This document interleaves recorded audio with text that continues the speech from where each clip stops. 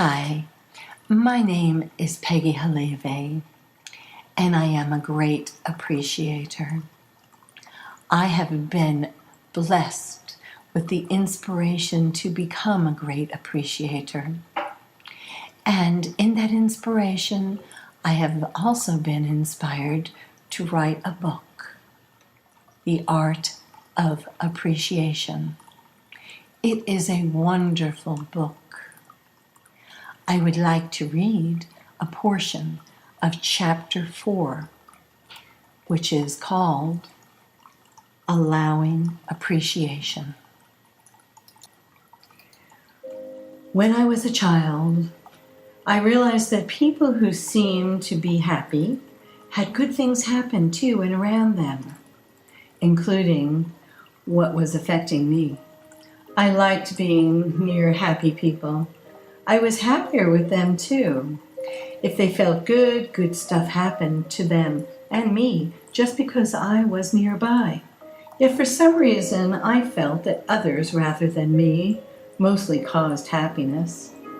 I was just lucky if I was around these people who were so happy that it seemed to overflow into me. I could see that these happy sorts of people, the beautiful people, inspired happiness. I merely felt that I was just an influenced one in the middle of something others were more fortunate to own or be. I realize now that I was the producer of my own happiness, and these happy others were equally attracted to me. I was creating my own happiness, and together we were co-creating shared happiness. Was anyone ever luckier than anyone else? The answer seems to be only if they thought it to be so. Looking back on it all and reflecting upon now as well, I see most of us are in that state of misunderstanding and learning of many things from without. What was the cause of this thinking that I was less worthy of being the initiator of true happiness? Why did I seem to think others were better blessed with the gift of happiness than I was? The answer is that I lacked the knowledge and confidence to appreciate myself. Learning of that is a major keystone, amending my ability to be happy and enable me to learn within.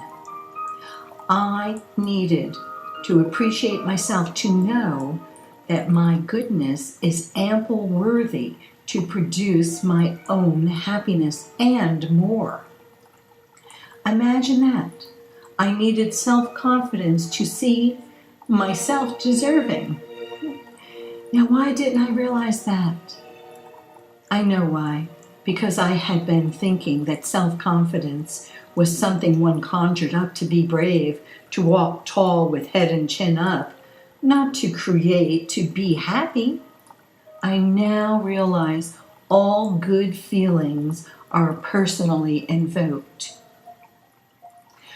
When my life goes through major changes, it is somewhat common that there tends to be some drama that heightens the experience. In my developing spiritual growth and understanding, here in time is where all hell broke loose in my life.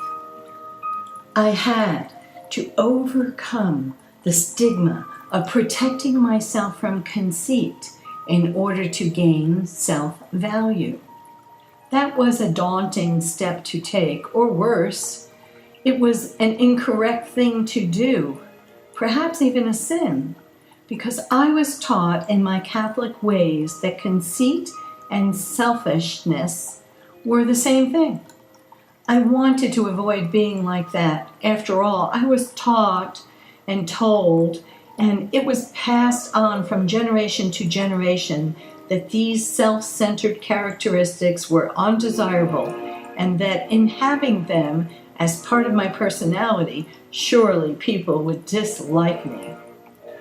I mentioned this self-indulging experiment of my self-appreciating to my sister, who reminded me that one day while she was adoring her youthful, beautiful self in a full-length mirror at about the age of 9, when she was convinced that she was a princess, and she surely was in anyone's seeing eyes.